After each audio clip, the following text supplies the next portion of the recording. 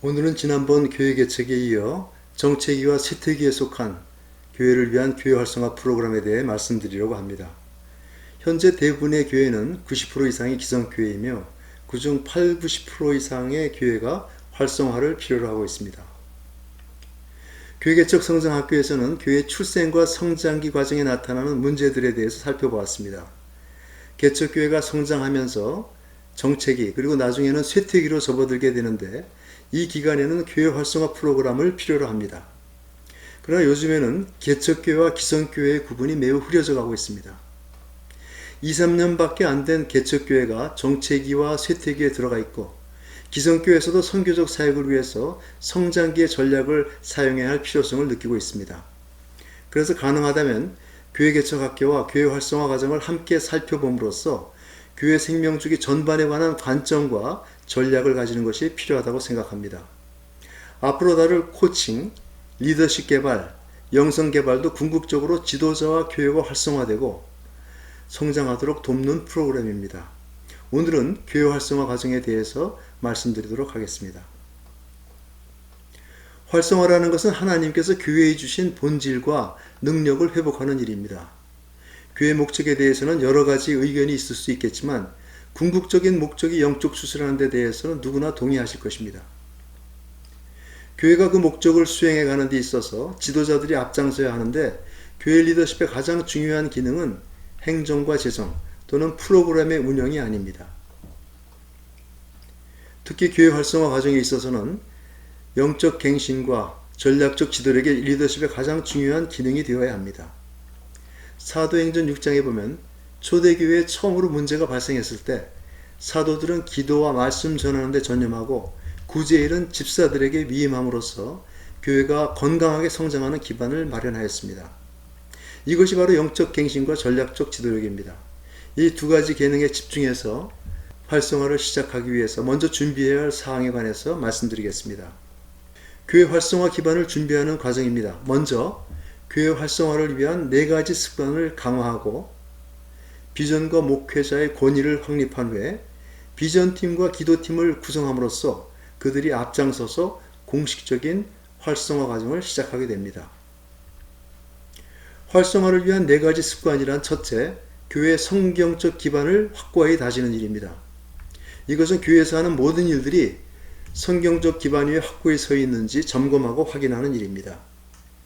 두 번째는 능력 있는 기도를 행하는 것입니다. 능력 있는 기도란 기도의 능력에 대한 확신을 가지고 기도에 전념하는 것입니다. 셋째는 불신자 전도의 우선순위를 둔 전도 사역을 시작하는 것입니다. 그리고 네 번째로 교인들로 하여금 높은 헌신도를 갖고 교회 사역에 참여하도록 훈련하고 동기부여하는 것입니다.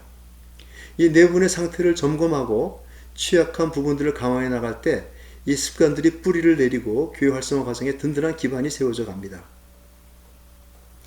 이런 준비 과정이 끝난 다음에 실제 활성화의 과정은 5단계로 진행됩니다. 첫 번째는 교회의 현 상황을 정확하게 인식하는 것입니다.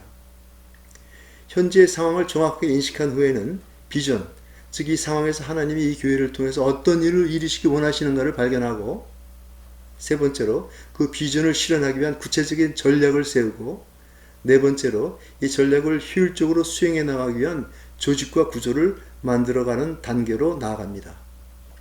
사람들이 나이가 들면 정기적으로 자신의 건강 상태를 진단하고 거기에 맞는 처방을 함으로써 건강을 유지하는 것처럼 이 과정은 정기적으로 시행되어야 합니다.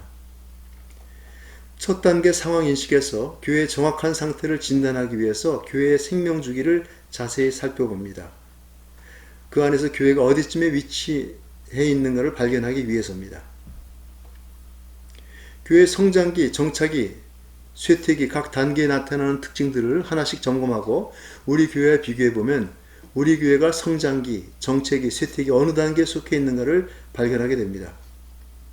실제로 이 과정을 거쳐 객관적인 점검을 해보면 목사님과 장로님 그리고 교인들의 평가가 각기 다르고 전체 교회가 생각했던 것과 실제의 결론이 전혀 다르게 나오는 경우가 많습니다. 만약 교회 식구들의 평가가 각기 다르거나 또는 교회 전체의 평가가 실제 현실과 다르다면 교회 활성화 과정을 시작하기는 어려울 것입니다. 이 평가 과정에 모든 교인들이 참여하면 교회의 현 상태에 대해서 동일한 결론을 이끌어낼 수 있으며 교회 활성화의 출발점이 마련됩니다. 우리 교회 상태를 진단한 다음에 거기에 맞는 처방을 하는 데 있어서 기준과 목표는 성경입니다. 성경에는 하나님이 원하시는 교회의 모습과 그 목표를 이루기 위한 방법들이 나와 있습니다. 그 외에 참고할 사항으로서 교회 활성화의 4가지 습관, 성장기의 특징들, 그리고 마지막으로 교회 비전과 사명선언문에 근거해서 교회의 계획과 전략을 세우게 됩니다. 컴퓨터 작업을 할 때 운영자와 하드웨어 그리고 소프트웨어 프로그램이 함께 작동해서 원하는 결과를 얻을 수 있는 것처럼 건강한 사역을 만들기 위해서 전략을 수립하고 그 전략을 효과적으로 수행해 나가기 위한 사역 구조를 전개합니다. 교회 활성화란 건강한 지도자가 건강한 교인들을 만들고 그들을 통해서 영적 주수를 이루는 일입니다. 이를 위해서 필요한 사역, 즉 프로그램들과 효과적인 구조, 즉 조직이 필요한 것입니다. 교회의 궁극적인 목적은 교인들이 영적으로 성숙하여 영적 주수를 감당하는 일이라고 말씀드렸습니다. 이 일을 이루기 위해서 핵심 대상을 어떻게 접촉하고 결신시키고 제자로 만들어서 그들로 하여금 봉사일을 하게 하고 재상사를 이루어가나가 가장 중요한 관건이 됩니다. 따라서 교회의 전략은 어떤 프로그램들을 통해서 사람들을 영적으로 성숙해 해서 교회 비전의 실현에 동참케 하는가에 초점을 둡니다. 이 일이 효율적으로 이루어지도록 각 단계의 교회의 인력과 자원을 배분하고 프로그램을 시행해가는 것이 구조와 조직이며 이것을 운영하는 것이 전략적 리더십입니다. 이때 물론 영적 갱신의 지도력도 함께 제공되어야 합니다. 이렇게 될 때 교인들이 성장하고 교회가 활성화되어 교회의 본질적인 임무가 달성될 것입니다. 교회가 비전을 명확하게 제시하면 교인들은 자신이 왜 이 교회에 속해야 하며 무엇을 위해서 헌신해야 하는가를 알게 됩니다. 교회의 전략이 명확해지면 교인들이 어떤 과정을 통해 그 비전을 성취하게 되며 자신들이 거기에서 어떤 역할을 감당해야 하는가를 알게 됩니다. 교회 활성화는 이러한 과정들을 명확하게 해줌으로써 교인들이 영적 주수에 참여하게 합니다. 이러한 과정과 단계가 중요한 이유는 이 과정들이 서로 의미와 연관성을 갖고 있기 때문입니다. 이 활성화 단계를 제대로 밟아나가면 심지어 활성화의 기반을 준비하는 과정에서도 변화가 시작되는 경우를 볼 수 있습니다. 지난 시간들을 통해서 노보 프로그램의 중요한 두 부분, 교회 개척학교와 교회 활성화 프로그램을 소개하였습니다. 이 프로그램들은 목사님과 사모님 또는 목사님과 사역팀들이 함께 참석하시는 것을 원칙으로 합니다. 제4부 이하에서는 코칭, 리더십 개발, 영성 개발 프로그램 등에 관해서 소개하고 마지막으로 각 프로그램의 소요 시간과 일정, 참가 방법에 대해서 말씀드릴 것입니다. 이 다음 3가지 프로그램들은 목사님과 교인들이 함께 참석하실 수 있습니다. 심화 과정은 목회자와 평신도 대상으로 따로 준비되어 있지만 전단은 목회자와 교인들이 같이 참석하셔서 프로그램의 기본적인 과정에 대한 훈련을 받으실 수 있습니다. 시간 되시는 대로 다음 영상들을 경청해 주시기를 부탁드립니다. 질문이나 코멘트가 있으시면 저희 연락처로 전화나 이메일을 주시면 감사하겠습니다. 다음에 이 사역을 하고 계시는 이철호 목사님으로부터의 간증을 함께 보시겠습니다.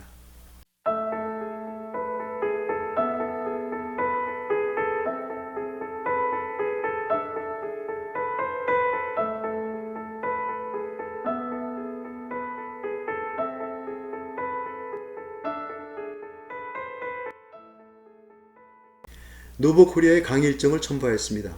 자세한 내용은 노보 웹사이트 crmkorea.org로 들어가서 보시면 됩니다. 문의하실 분들은 웹사이트에 나와 있는 이메일이나 전화로 연락 주시면 저희들이 성심껏 도와드리도록 하겠습니다. 감사합니다.